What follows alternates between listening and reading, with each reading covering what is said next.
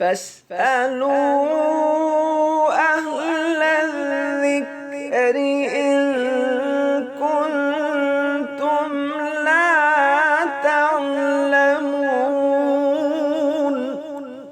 السلام علیکم ورحمۃ اللہ وبرکاتہ۔ ناظرین، نعیم ناصف پروگرام آپ کا سوال اور میرے مہمان ہیں جناب قاری محمد مصطفیٰ راسخ حافظہ اللہ تعالی۔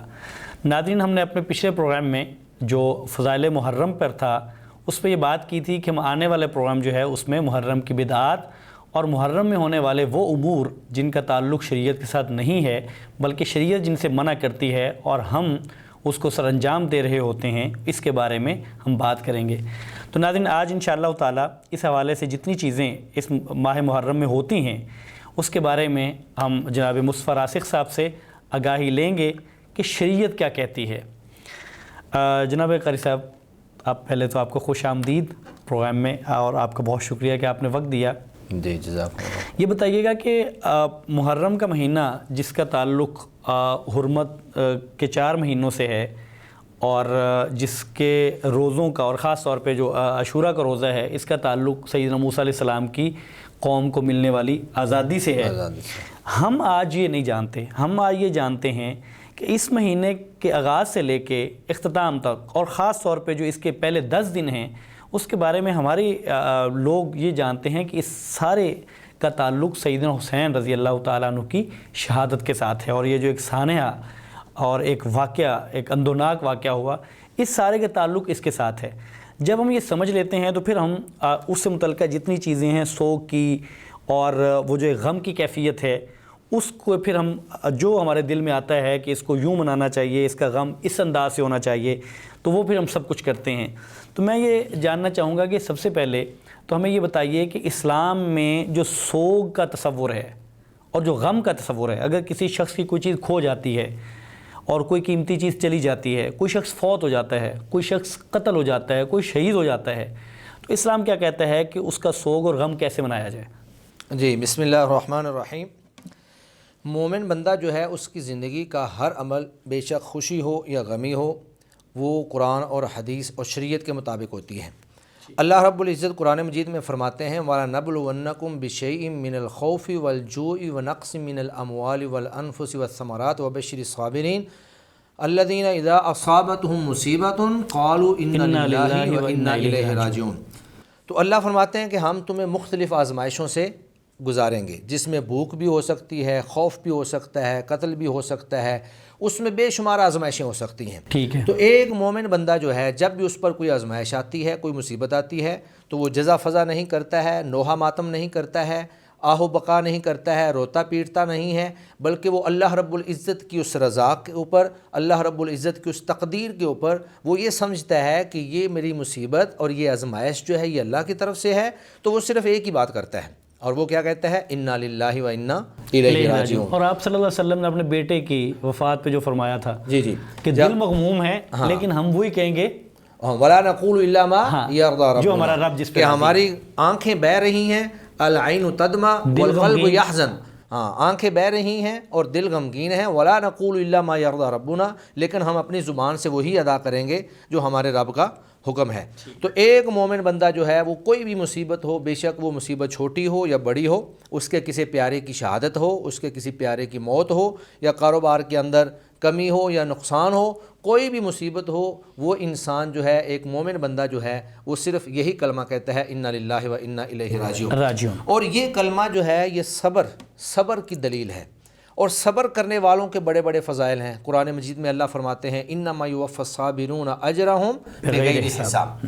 دوسری بات یہ ہے کہ ایک تو ہے موت اور ایک ہے شہادت۔ اسلام کے اندر شہادت جو ہے یہ غم کا ذریعہ نہیں ہے، سوگ نہیں ہے، اس کا سوگ کی چیز نہیں ہے۔ ٹھیک ہے۔ اسلام کے اندر شہادت جو ہے یہ ایک سعادت ہے۔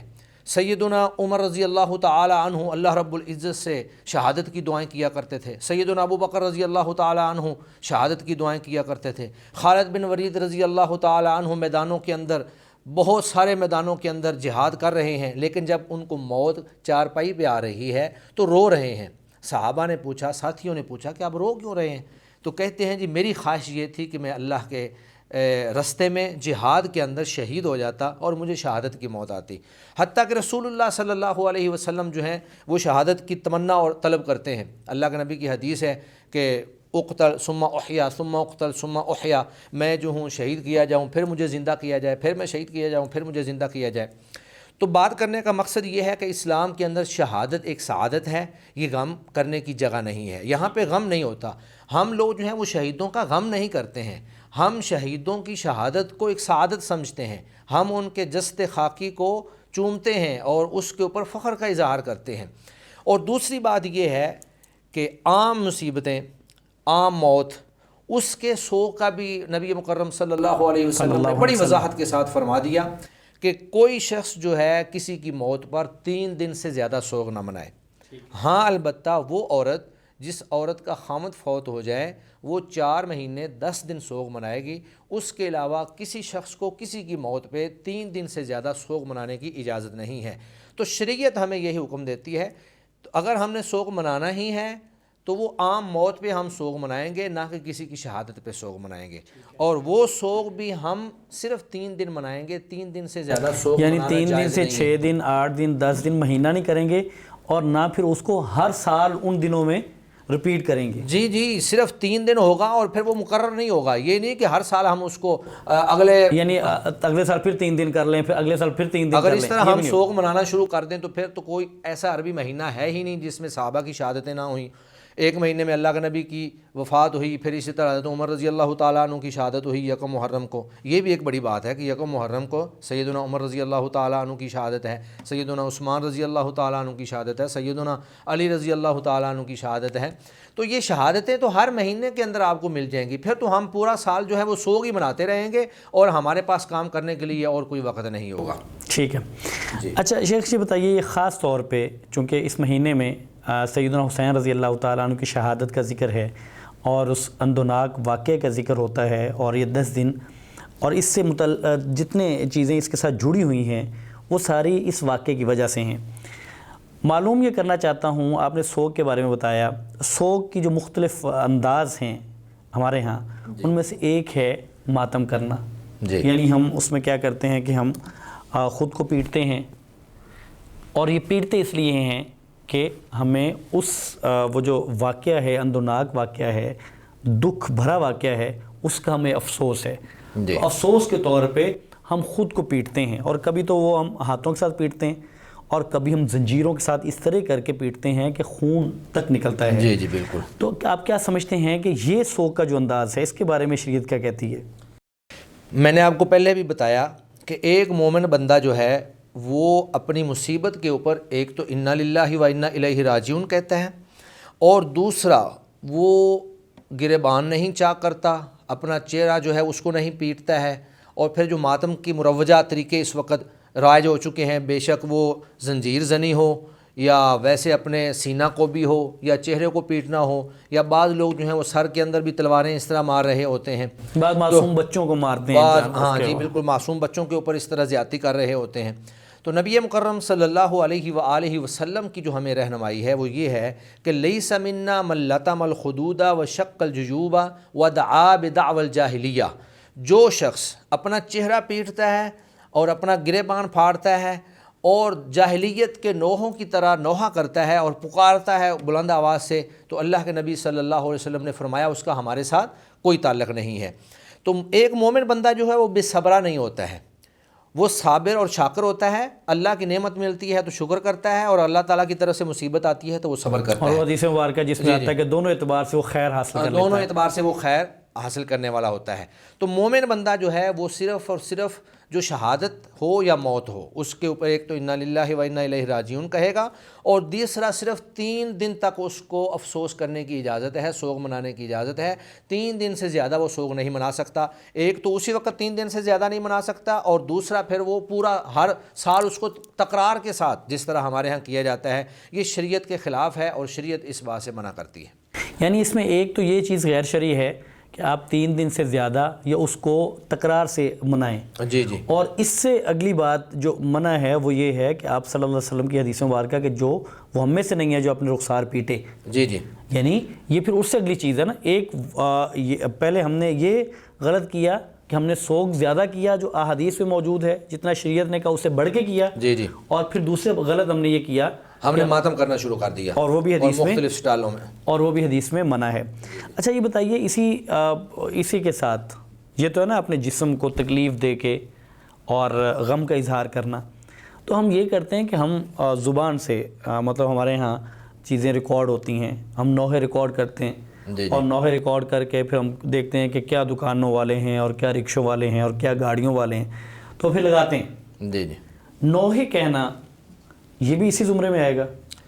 جس طرح ماتم حرام ہے، 3 دن سے زیادہ سو کرنا حرام ہے سوائے اس عورت کے جس کا خامد فوت ہوا ہو، اسی طرح نوحے کہنا یہ بھی بالکل حرام ہے، کیونکہ یہ جو نوحے چل رہے ہوتے ہیں یہ بھی گویا کہ بے صبری کا مظاہرہ ہو رہا ہے، یہ بھی گویا کہ ایک سوگ منایا جا رہا ہے، اور پھر ان نوحوں کے اندر شرکیہ الفاظ ہوتے ہیں جن کو سننا بھی گناہ ہے، کہ جس کے اندر ایسا شرک جو ہے وہ استعمال کیا جا رہا ہوتا ہے کہ جس میں حضرت حسین رضی اللہ تعالی عنہ کو نعوذ باللہ اللہ کے مرتبے سے بھی بڑھا دیتے ہیں، یا سیدنا علی رضی اللہ تعالی عنہ کو اللہ کے مرتبے سے بھی بڑھا دیتے ہیں۔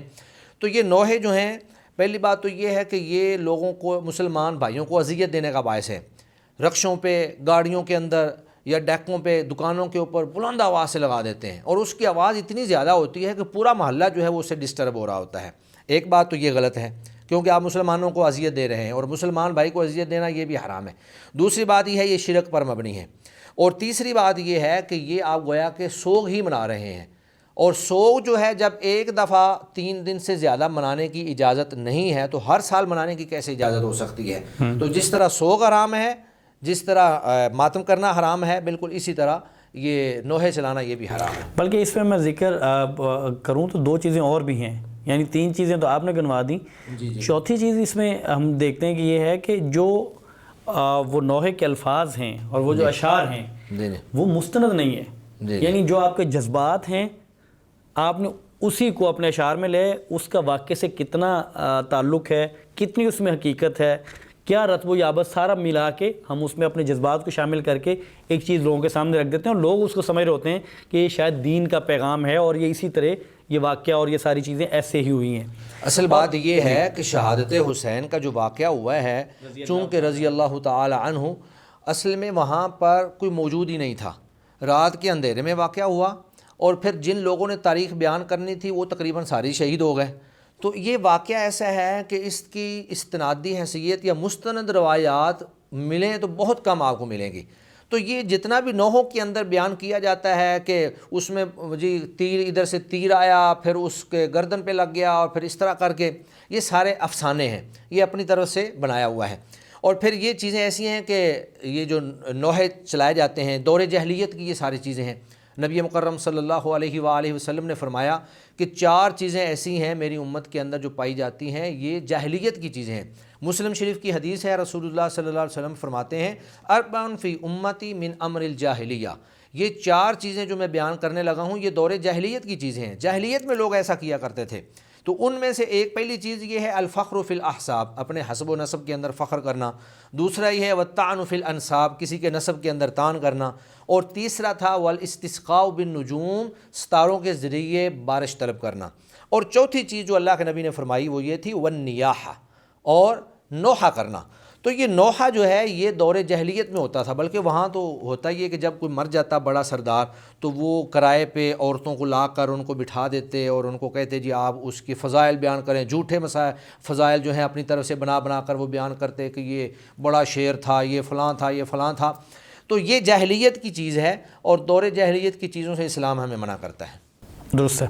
اور اس میں ہم یہ بھی دیکھتے ہیں کہ ان نوحوں میں ایک چیز جو اور ہے، جہاں سیدنا حسین رضی اللہ تعالیٰ عنہ کی شہادت اور ان کے کا جو غم ہے اس سے متعلقہ اشعار ہوتے ہیں، تو وہاں بعض نوحوں میں صحابہ کرام کی توہین پر مبنی اشعار بھی ہوتے ہیں، یعنی نوحے ایسے ہیں کہ ان میں ادھر غم کا اظہار بھی ہے اور ادھر بعض صحابہ کرام کے بارے میں توہین امیز کلمات بھی ہیں، تو گویا کہ یہ اس اعتبار سے بھی یہ درست نہیں ہے۔ جی یہ ایک بہت بڑا المیہ ہے، حالانکہ صحابہ کرام کی ہستیاں وہ ہیں کہ جن کے بارے میں اللہ رب العزت فرماتے ہیں کہ فَإِنْ آمَنُوا بِمِثْلِ مَا آمَنْتُمْ بِهِ فَقَدِ اهْتَدَوْا، کہ اگر لوگ اس طرح ایمان لے آئیں جس طرح تم یعنی تم صحابہ لے کے آئے ہو تو وہ ہدایت پا جائیں گے۔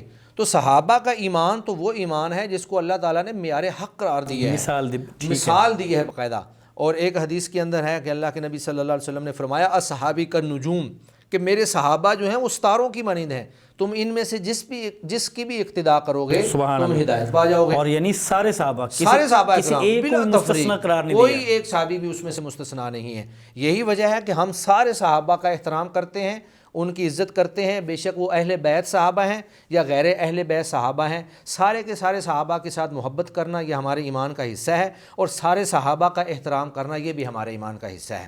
جس طرح ہم اہل بیت صحابہ سے محبت کرتے ہیں اسی طرح ہم دیگر تمام صحابہ سے محبت کرتے ہیں۔ ہم ان کی محبت کے اندر کوئی کسی قسم کا فرق نہیں کرتے، کسی کی توہین نہیں کرتے، کسی کی توہین نہیں کرتے ہیں ہم۔ جی ہم دیکھتے ہیں کہ اس جو یہ غم کا ایک انداز ہے، اندازوں میں سے وہ یہ ہے کہ ہمارے جتنے شادی ہالز ہیں اور اس سے متعلقہ جتنی چیزیں، وہ دیکھتے ہیں کہ محرم کے مہینے میں سب بند ہیں۔ بند اس معنی میں ہیں کاروبار، حتیٰ کہ کاروبار تک لوگ جو ہے وہ کمزور پڑ جاتے ہیں، اس لیے کہ لوگ خوشی کی جو بات ہے وہ ان 10 دنوں میں خاص طور پہ اور اس مہینے میں نہیں کرتے، اور ان خوشی کی چیزوں میں سے ایک شادی ہے، اور خاص طور پہ شادی نہیں کرتے جی شادی کو، بلکہ لوگوں کے ہاں اس کو حرام سمجھ لیا گیا ہو کہ اس مہینے میں شادی کرنا یہ حرام ہے، گناہ کی بات ہے۔ کوئی کرتا ہے تو بڑے تعجب سے اسے کہتے ہیں کہ اس نے محرم میں شادی کی ہے، اور پھر یہ بھی بتایا جاتا ہے کہ اگر کوئی شخص محرم میں شادی کرے گا تو محرم میں کی ہوئی شادیاں عام طور پہ ناکام ہو جاتی ہیں، کامیاب نہیں ہوگی۔ اس کا کتنا حقیقت سے اس کا کیا تعلق ہے؟ جی اس کا حقیقت کے ساتھ کوئی تعلق نہیں ہے۔ یہ لوگ جو محرم کے مہینے میں شادیاں نہیں کرتے ہیں اس کی 2 وجہ ہو سکتی ہیں۔ ایک وجہ تو یہ ہو سکتی ہے کہ یہ اس مہینے کو شاید منحوس سمجھتے ہیں کہ اس کے اندر شہادت حسین جیسا ایک بہت بڑا المناک واقعہ جو ہے وہ رونما ہوا، لیکن حقیقت یہ ہے کہ یہ مہینہ منحوس نہیں ہے، یہ تو بڑا افضل مہینہ ہے، احترام والا ہے، تقدس والا ہے۔ اللہ رب العزت نے قرآن مجید کے اندر اس کی حرمت کو بیان کیا ہے، رسول اللہ صلی اللہ علیہ وسلم نے احادیث کے اندر اس کی حرمت کو بیان کیا ہے، اور یہ ایسا حرمت والا مہینہ ہے کہ دور جاہلیت کے اندر بھی لوگ اس کی حرمت کے قائل تھے اور باقاعدہ اس کا احترام کرتے تھے۔ تو اگر تو اس وجہ سے نہیں کرتے کہ یہ منحوس ہے تو یہ ان کی بات غلط ہے، کیونکہ یہ منحوس مہینہ نہیں ہے بلکہ یہ احترام والا، عزت والا، فضیلت والا اور تقدس والا مہینہ ہے۔ دوسری بات اگر یہ کہیں کہ یہ غم والا مہینہ ہے تو پھر غم والے مہینے تو سارے ہی بن جائیں گے، کیونکہ محرم کے اندر سیدنا حسین رضی اللہ تعالی عنہ آپ کی شہادت ہوئی، اسی طرح آگے سفر کے اندر بعض صحابہ کی شہادتیں ہوئیں، ربیع الاول کے اندر ہوئیں، ربیع الثانی کے اندر ہوئیں۔ کوئی ایسا مہینہ نہیں ہے جس مہینے کے اندر صحابہ کرام کی شہادتیں نہ ہوئیں، اور کبار صحابہ کرام کی شہادتیں ہوئی ہیں۔ تو اگر تاریخ کو ہم کھنگال لیں اور سرچ کر لیں کہ 12 مہینے ہیں اور 12 مہینوں میں اگر شہادتوں کو دیکھ لیا جائے تو تقریباً ہر مہینے میں ہزاروں شہادتیں آ جائیں گی، مقدس اور محترم اور بڑی شخصیات کی۔ تو اس طرح اگر اس کو غم کا بنا لیا جائے تو پھر تو ہمارے لیے سارے مہینے ہی غم کے بن جائیں گے، پھر ہم پورا سال شادی نہیں کر سکیں گے، پھر شادیوں کے بغیر ہی ہمارا کام چلے گا۔ تو یہ ان کے دونوں ہی گویا کے جو سبب ہیں، منحوس ہونا یا غم والا ہونا، یہ ان دونوں جو دلائل ہیں یہ غلط ہیں۔ غم جو ہے انہوں نے یہ خاص طبقے نے بنایا ہوا ہے، اور وہ طبقہ جو ہے وہ چاہتا ہے کہ باقی سارے لوگ بھی اس کو غم والا سمجھیں۔ حالانکہ اس مہینے کے اندر جو شادیاں، بعض ایسی شادیاں بھی ہوئی ہیں کہ وہ بڑی بابرکت شادیاں ہیں۔ اب سیدہ فاطمہ رضی اللہ تعالی عنہا جن کو پنجتن پاک کے اندر شمار کرتے ہیں، سیدہ فاطمہ رضی اللہ تعالی عنہا کی شادی کے بارے میں 3 مختلف اقوال ہیں، لیکن امام طبری رحمہ اللہ نے تاریخ طبری کے اندر اور امام ابن عساکر رحمہ اللہ نے تاریخ دمشق کے اندر اس بات کو ترجیح دی ہے کہ سیدہ فاطمہ رضی اللہ تعالی عنہا کی شادی محرم میں ہوئی تھی، اور یہ بڑی کامیاب شادی تھی۔ سیدنا علی رضی اللہ تعالی عنہ اور سیدنا فاطمہ رضی اللہ تعالی عنہا کی جوڑی جو ہے ایک مثالی جوڑی ہے، اور اس کو یہ بھی مانتے ہیں۔ تو ہم ان سے یہی کہیں گے کہ جو یہ شادیاں نہیں کرتے، شادیاں نہ کرنے والوں سے ہم یہی کہیں گے کہ آپ جو ہیں آپ سیدہ فاطمہ کی سنت کو اپنائیں، آپ سیدنا علی رضی اللہ تعالی عنہ کے طرز عمل کو اپنائیں، آپ رسول اللہ صلی اللہ علیہ وسلم کے طرز عمل کو اپنائیں جنہوں نے محرم الحرام کے اندر سیدہ فاطمہ رضی اللہ تعالیٰ عنہ کی شادی سیدنا علی رضی اللہ تعالیٰ عنہ سے کی. تو یہ سمجھ لینا کہ یہ منحوس مہینہ ہے تو یہ بات بھی ان کی غلط ہے، اور یہ سمجھ لینا کہ یہ غم والا مہینہ ہے یہ بات بھی غلط ہے. غم والا مہینہ تو انہوں نے بنا لیا ہے، حالانکہ یہ غم والا مہینہ تھا نہیں. شادی اگر کوئی شخص کر لے تو کیا آپ کا مشاہدہ کیا کہتا ہے کہ وہ ناکام ہو جاتی ہیں؟ جب شریعت ہمیں نہیں کہتی ہے کہ ناکام ہو جاتی ہیں تو وہ شادی کیسے ناکام ہو سکتی ہے؟ آپ میری مثال لے لیں، میں اپنے بیٹے کی شادی کر رہا ہوں اور یہ میں نے محرم کے اندر اس کی شادی کی ڈیٹ رکھی ہوئی ہے، صرف اس بدعت کو ختم کرنے کے صرف اس لیے، بدعت کو ختم کرنے کے لیے، تاکہ لوگوں کو اس بات کا علم ہو جائے کہ محرم میں شادی کرنا حرام نہیں ہے. محرم ایسا مہینہ نہیں ہے جس میں شادی نہیں کی جا سکتی ہے. یہ بات بھی. اور ناظرین یہ بات بھی کہ ہم دیکھتے ہیں پاکستان میں، بر صغیر پاک و ہند میں خاص طور پہ، اور بالعموم جتنی مسلم دنیا ہے اس میں جو لاکھوں، بلکہ شاید اس سے بھی بڑا فگر ہو، جو شادیاں ناکام ہوئی ہیں، جو طلاقیں ہو گئیں، اور جو گھریلو جھگڑے ہیں، اب تو ہم نہیں کرتے محرم میں، ہماری اکثریت نہیں کرتی، تو یہ ناکام کیوں ہوتی ہیں؟ یعنی ان کا تعلق کس چیز کے ساتھ ہے، کس نحوست کے ساتھ تعلق ہے اس چیز کا؟ یعنی اگر ہم کوئی ایک شادی محرم میں ہوئی اور ہم نے اس کو مثال بنا لیا تو سوال یہ بنتا ہے کہ جو اس محرم کے علاوہ کی شادیاں ہیں وہ ناکام کیوں ہو گئیں؟ تو اس کا اس سے تعلق ہمارے شیخ بتاتے ہیں کہ اس کا تعلق اس سے نہیں ہے. شیخ یہ بھی بتائیے گا کہ جی نہیں صاحب، میں ایک بات ذرا اس میں ایڈ کرنا چاہتا ہوں کہ اللہ رب العزت نے کوئی دن اور کوئی وقت منحوس پیدا نہیں کیا ہے.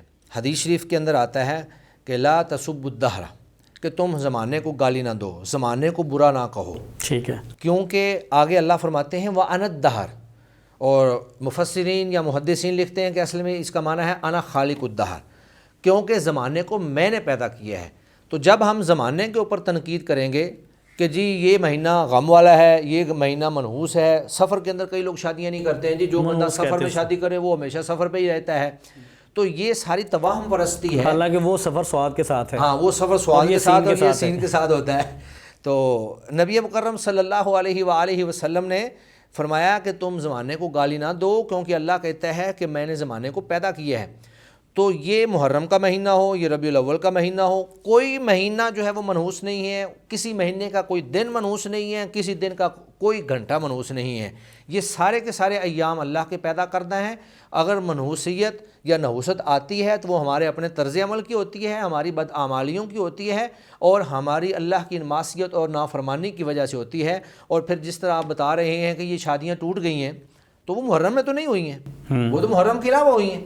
تو اس کا مطلب یہ ہے کہ شادیوں کو ٹوٹنے کا سبب محرم نہیں ہے، بلکہ وہ ہمارا اپنا اخلاق یا رویہ ہمارے، ہاں یا ہمارا اپنا طرز عمل ہے. ایسا ہی ہے. اچھا یہ تو تھا کہ شادی کرنا، پھر اس میں ایک اور بات ہے، شادی ہو نہیں رہی، شادی ہوئی ہے، تو مطلب یہ کہا جاتا ہے کہ آپ ان ایام میں، محرم کے یہ جو ایام ہے خاص طور پہ 10 دنوں پورا مہینہ، ان میں آپ اپنی بیوی سے جو تعلق ہے، ازدواجی تعلق، وہ قائم نہ کریں. اس کی کوئی دلیل ہے؟ جی یہ بھی بالکل اسی طرح ہی بلا دلیل ہی ایک ڈھکوسلا ہے جس طرح کہ شادی نہ کرنے کے حوالے سے ہے.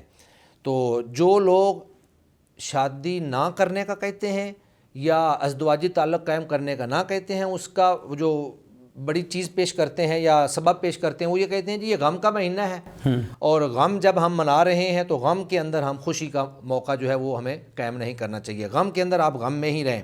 حالانکہ یہ بات بالکل نہ قرآن سے ثابت ہے نہ حدیث سے ثابت ہے.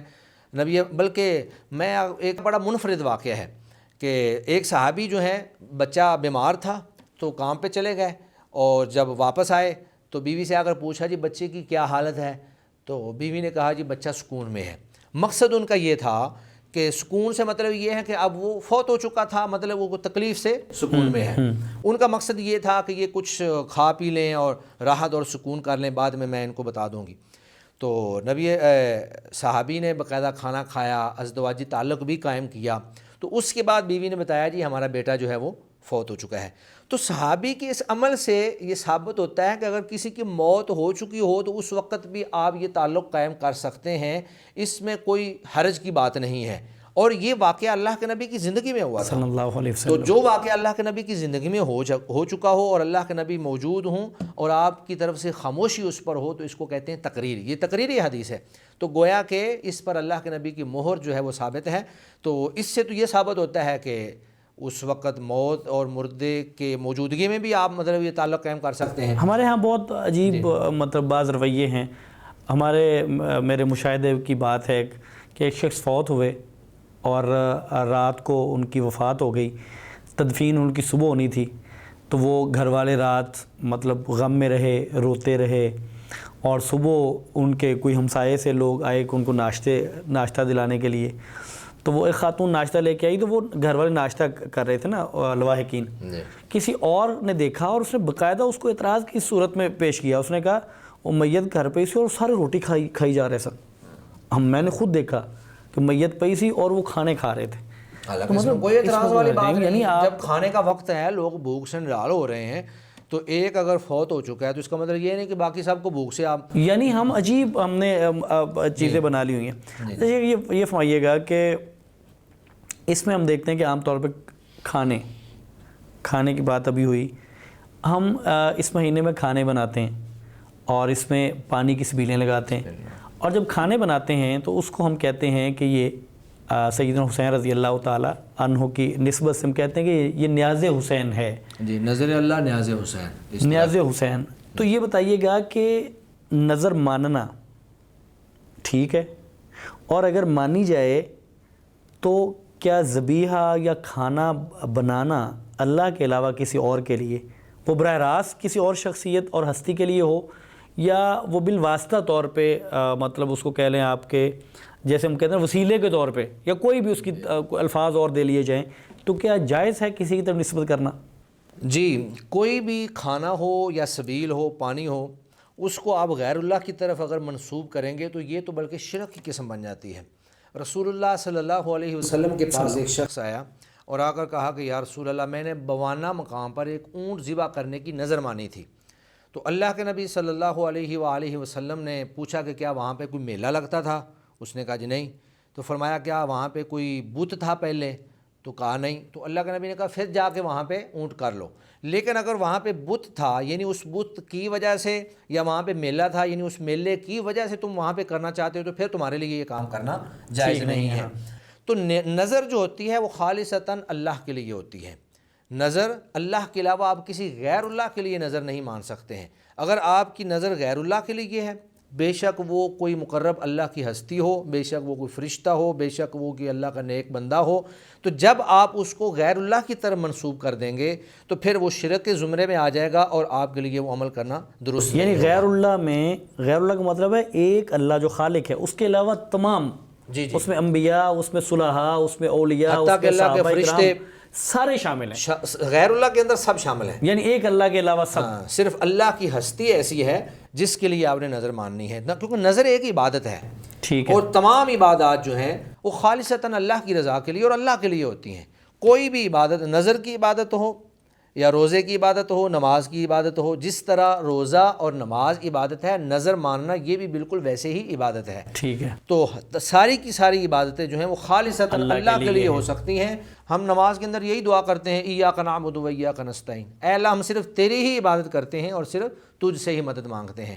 تو اس کا مطلب یہی ہے کہ اللہ کے علاوہ کسی کے لیے بھی نظر ماننا جائز نہیں ہے.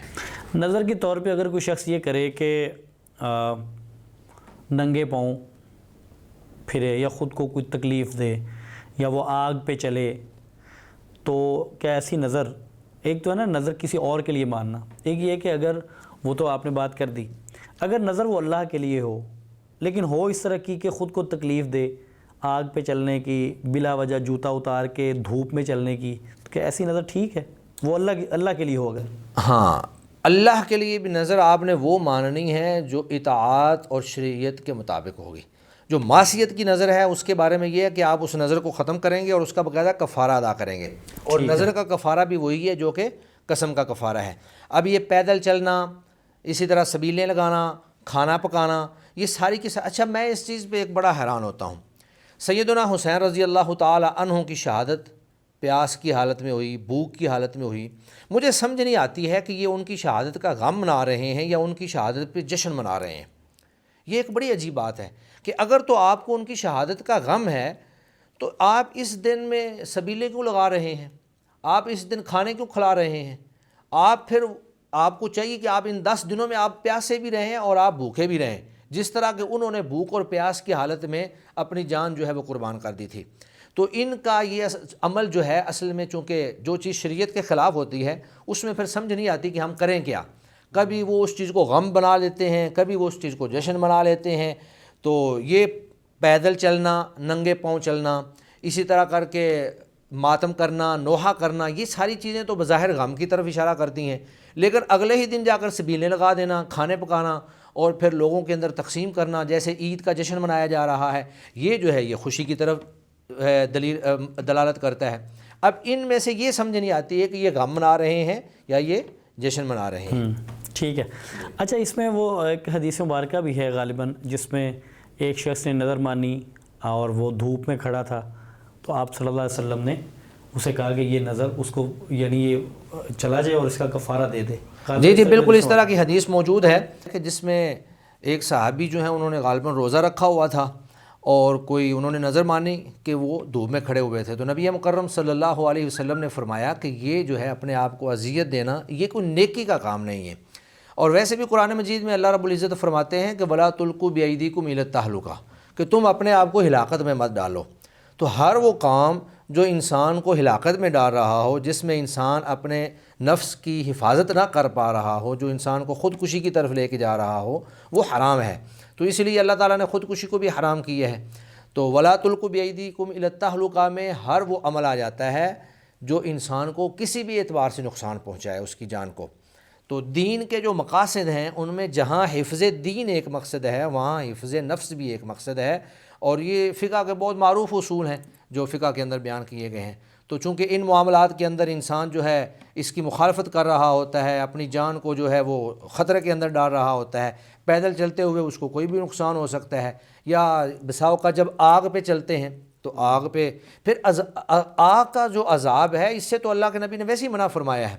رسول اللہ صلی اللہ علیہ وسلم کی حدیث مبارکہ ہے کہ آگ کا عذاب صرف اللہ رب العزت دے سکتے ہیں، اللہ کے علاوہ کوئی دوسرا آگ کا عذاب نہیں دے سکتا۔